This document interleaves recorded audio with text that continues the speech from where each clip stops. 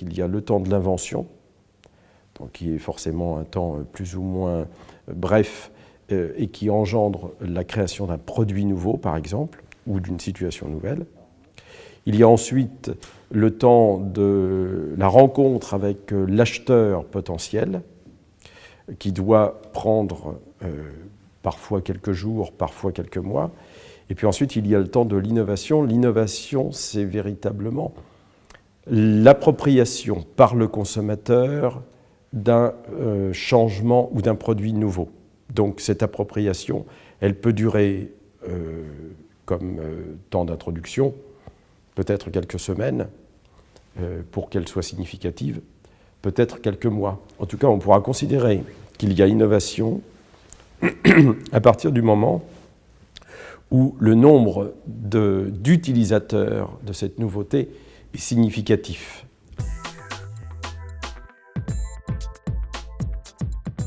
Ce que le consommateur attend, c'est une demande d'information rapidement et efficacement donnée pour éviter le sentiment du prix, de tromperie ou de connaissances insuffisantes qui pourraient engendrer que le consommateur ne fasse pas confiance à l'innovation qu'on lui propose. Donc cette relation de confiance, elle noue une demande d'information, une demande de communication, plus d'ailleurs probablement une demande d'information que de communication, pour renseigner le consommateur qui aujourd'hui a à disposition de très nombreuses voies d'information. Ceci étant, ce que l'on pose pour le consommateur du XXIe siècle se pose dans les mêmes termes, mais le contexte est différent.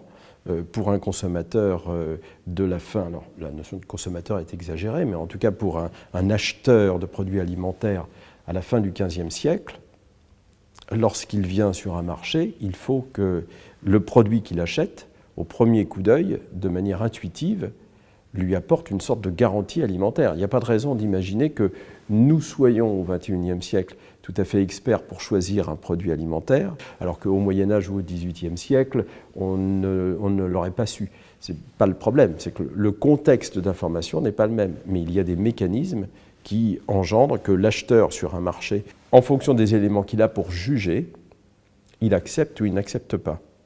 Et donc on est bien dans cette relation de confiance qui, à toute époque, est l'arbitrage, l'élément clé qui fait que l'on accepte ce changement, ou l'on accepte le produit qui est proposé, qui est différent du produit précédent.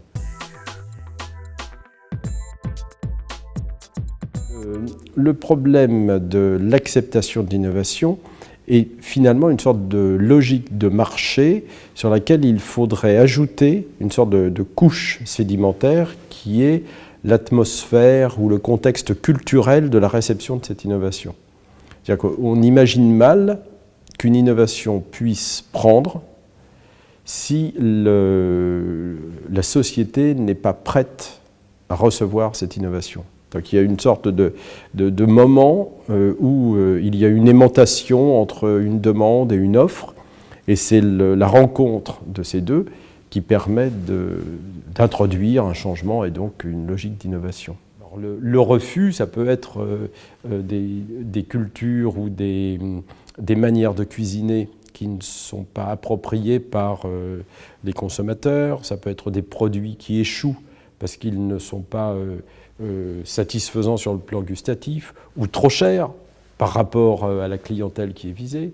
Donc les causes sont multiples, mais des échecs qui ont empêché que l'innovation se fasse, on pourrait en trouver, sans doute.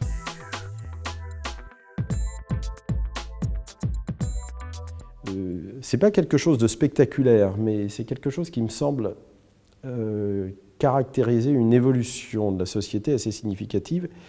C'est la parcellisation, la miniaturisation et l'individualisation des produits dans les chaînes de magasins de grande distribution.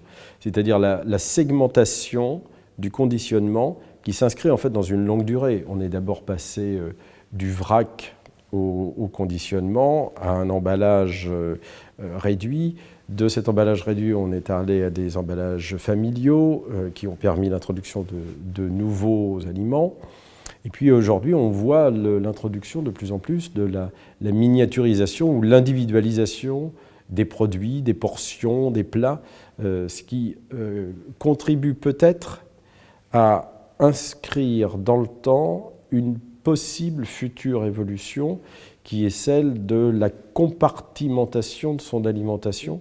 Et je pense que cette évolution-là, elle vient d'une situation sociale nouvelle qui est celle de la réalité des foyers familiaux ou de la consommation individuelle, du fait également que les adolescents ou les jeunes peuvent aussi se trouver en situation d'avoir de plus en plus à faire leur nourriture par eux-mêmes, mais elle correspond aussi à une volonté de diminuer le gaspillage alimentaire, par exemple, ou de diminuer, pour des raisons nutritionnelles ou diététiques, les quantités d'aliments consommés.